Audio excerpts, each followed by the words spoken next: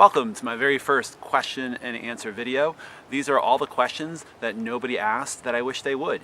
I am addicted to those question and answer videos from some of the hikers out there on YouTube, and I figured why not do my own. The only problem is I don't have any questions because I don't have many viewers, so I made up my own questions. So these are questions that nobody asked. All right, question number one.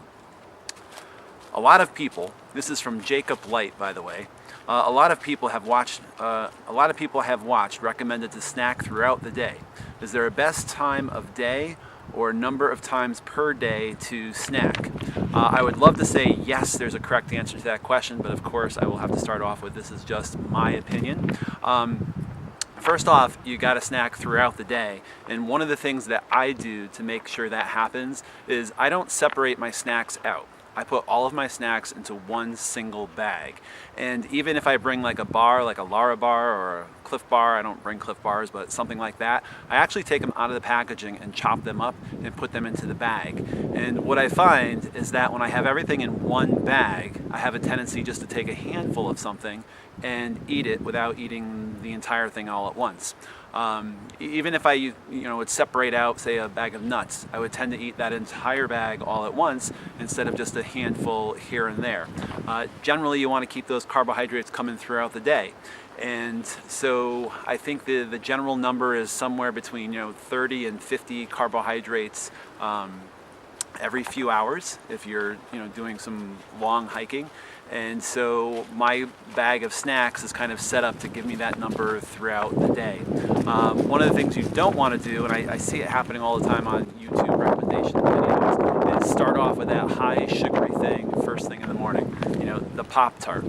When you eat that high sugar snack first thing in the morning, what that does is it tells your muscles to hold on to your fat and energy, and it doesn't release it to your body throughout the day. And also, when you're snacking throughout the day, what that does is your body will use those carbohydrates and it will keep its stored carbohydrates. And also too, like you see a lot of people coming off trail and indulging in the quart of ice cream, that sort of thing. That's not going to really help your body recover. And so you want to make sure that you're consuming the right carbohydrates. Yes, gummy bears are fantastic. I also carry some candy with me, but believing that you can just survive on Twizzlers, I just don't get that. Sugar has no nutrients. And so why not have a high carbohydrate snack that also has some nutrients in it as well? There is that, if you eat garbage, and I don't know why if you eat garbage you expect to have a high performance day on the trail, why you would expect to have recover overnight and feel great the next day. So while there's definitely sugar in what I eat, I'm not a big believer in eating those, that you can survive on candy. I know there's some people out there that say if you trickle candy into your body throughout the day, that's just fine. But I know that if in my normal life, if I just had candy throughout the day and I was still, working and stuff around the house, I definitely do not feel as good at the end of the day than if I was eating something more nutritious. The second question is from Yogi Ver.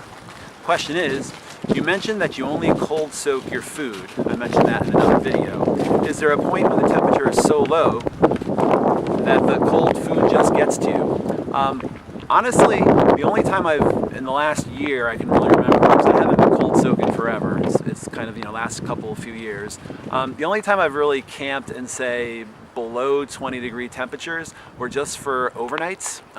Generally, from late fall until the spring, that's just what my schedule allows me to do, is just overnights. And on those days, I'm normally going straight from work, and I usually stop at the grocery store and pick up something that I eat without any kind of soaking or cooking. About a month ago or so, I know the temperature was down to about 23 degrees, and I used all the, if you look at some of the past videos, I cold soaked some of those recipes, and I didn't have an issue with it. Now, again, that was where I hiked in, I cold soaked, and then hiked out the next day. If it was the third day on the trail or the fourth day on the trail, I don't know if I would still believe that. But again, it was about, in the 20s, and it didn't bother me. So I don't know if that's a good answer or not. All right, and the last question is from I Likey to Hikey. Is that a great name or what? I see on your ingredient list, again, that's from another video, something called nutritional yeast. What is that stuff? Nutritional yeast, I'm not going to get into how it's made. It's a kind of a vegan thing, but it's definitely something that I was using before going vegan, and even right now I'm kind of, I guess what would say, a vegan by convenience. So most of the time, but I'm not pure 100%. And it's kind of a replacement for all that meat that would have normally have gotten thrown in. It's rich in all the B vitamins, all the amino acids. It's usually enriched with B12. And also, there's been some studies with athletes in England, and it shows that after they take just a tablespoon after performing, that their recovery is better, and also that they're less likely to get any illnesses. And I don't remember how many days out that mattered. But it's a really lightweight product.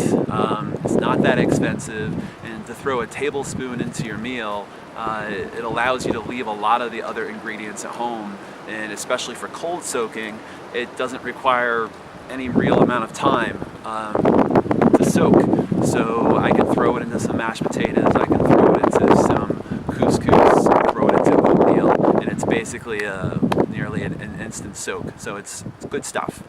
And I think that is the last, and that was the last fake question for the first episode of Fake Questions and Real Answers. I hope you got something out of them. This is so much harder than the other YouTubers make it look. Before I sat down, I had these big questions in my head, and all of a sudden it just kind of like goes. Hope the audio worked out all right. It's a lot windier, I don't know if you can hear it on the audio, than I thought it would be. And if you have any real questions that you'd like to get answered, I only have a few videos up, please feel free to leave it in the comment of this video, and I'll try to do another maybe real question and answer in the future. All right, thank you.